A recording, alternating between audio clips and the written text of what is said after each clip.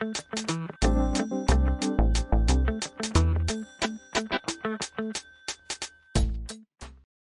दोस्तों, मैं पूजा मगर परफेक्ट टीवी के माध्यम से आप सभी का स्वागत करती हूँ हमारे चैनल पे।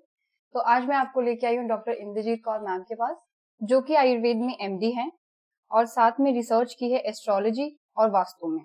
ये 2 आयुर्वेदिक कंपनी के ओनर है और साथ में ही नाड़ी परीक्षा में एक्सपर्ट है। नमस्कार डॉक्टर साहब, आपका स्वागत है हमारे चैनल पे। Thank you so much. तो मैम, हम ये जानना चाहते हैं कि आप एक आयुर्वेदा होके आप एस्ट्रोलॉजी एंड आयुर्वेदा में मतलब ऐसा क्या आपने रिसर्च किया कि आप उन्हें कंबाइन करते हैं एक साथ? थैंक यू सो मच पूजा। तो हम लोग स्टार्ट करेंगे कि मतलब मेरा जो फील्ड है वो आयुर्वेदा का है ना। तो आयुर्वेदा क्योंकि ये एंशिएंट साइंस है ना, तो इसमें सिर्फ हम लोग बॉडी को, जैसे कि मॉडर्न साइंस में हम लोग बॉडी को देखते हैं कि फिजिकली सिर्फ देखते हैं कि आपको बीमारी हुई है, तो हम सिर्फ उसी का ट्रीटमेंट करते हैं। आयुर्वेदिक क्योंकि अथर्ववेद का एक पार्ट है और एंशियंट है और थोड़ी स्पिरिचुअल साइंस है, तो इसमें हम लोग बॉडी के बियॉन्ड, मतलब इस बॉडी के इंटरनल जितने भी पार्ट्स हैं, हम उन चीजों को कंसिडर करके फिर ट्रीटमेंट करते हैं। तो ये इतनी वास्ट साइंस है कि इंसान के मन में क्या चलता है, उसके मन में क्या थॉट्स हैं, क्योंकि बीमारी जो आती है, अगर फीवर है या कुछ भी है, वो बहुत बाद में आती है, उससे पहले उसकी बॉडी में बहुत सारी चेंजेस आती हैं। तो वो सारी चेंजेस जो हैं वो हमारे एनवायरनमेंट से जुड़ी होती हैं, है ना। हमारी जो मेरी शरीर का जो किसी चीज के प्रति उसका रिएक्शन है, जैसे हम लोग यहाँ पे समझ लेते हैं कि अगर मेरे जैसे कोविड को एग्जांपल ले लेते हैं, अभी होके हटा है ना, तो वो एक एक्शन था, उसी टाइम पे उसका रिएक्शन था, है ना, कि कोविड हुआ और प्रॉब्लम हो गई, तो वो एक अलग तरीके की बीमारी हम लोग सोचते हैं।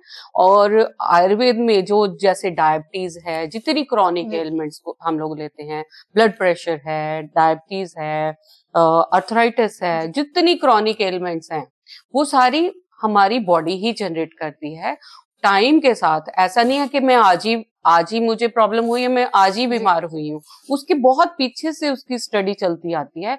तो उसमें ये सारे चीजें, मेरा जो यूनिवर्स है वो बहुत मतलब इम्पोर्टेंट रोल प्ले करता है। उस चीज को समझने के लिए आप जब तक आप अपने शरीर को फिजिकल लेवल से आगे और एनवायरनमेंट को नहीं समझते, तो आप लोग डिजीजेस को नहीं ट्रीट कर सकते हैं। तो इसीलिए हम लोग पल्स डायग्नोज करते हैं। तो मैम, ये आपने बहुत ही इम्पोर्टेंट हमें एक इंफॉर्मेशन दी है। तो हमारे जो व्यूअर्स है वो ये जानना चाहते हैं, जो आपने हमें पल्स डायग्नोस के बारे में बताया, तो एक्चुअली में होता क्या है? हाँ, पल्स डायग्नोस ना ये सबसे एंशिएंट मेथड है ना। पहले हमारे पास माइक्रोस्कोप नहीं थे, पहले हमारी एक्सरे मशीन्स नहीं थी या स्कैनिंग नहीं थी, तो तब जो वैद्य थे, है ना, जिनको हम उस टाइम पे वैद्य बोलते थे, आज हम लोग वैद्य बोले या डॉक्टर बोले, एक ही बात है ना।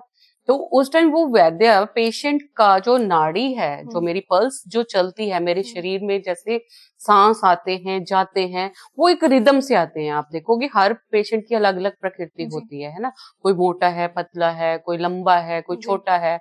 तो जिस हिसाब से हमारी बनतर होती है, उसी हिसाब से हमारी बॉडी की जो हार्ट का जो है पंपिंग चलती है, या मेरी रेस्पिरेटरी जो लंग्स ने सांस लेना है, जो सांस लेना है और सांस बाहर छोड़ना है, वो एक पर्टिकुलर रिदम के साथ होता है। तो उस रिदम को हम हर बॉडी का अलग होता है सिस्टम, उसको रीड करना, और उसके साथ आप लोग जब देखते हो तो हर पेशेंट का अलग होता है, वो उसकी जो उसकी मेन प्रॉब्लम है उसके अकॉर्डिंगली वो चेंज होता है, और उसको रीड करना ही नाड़ी परीक्षा आता है।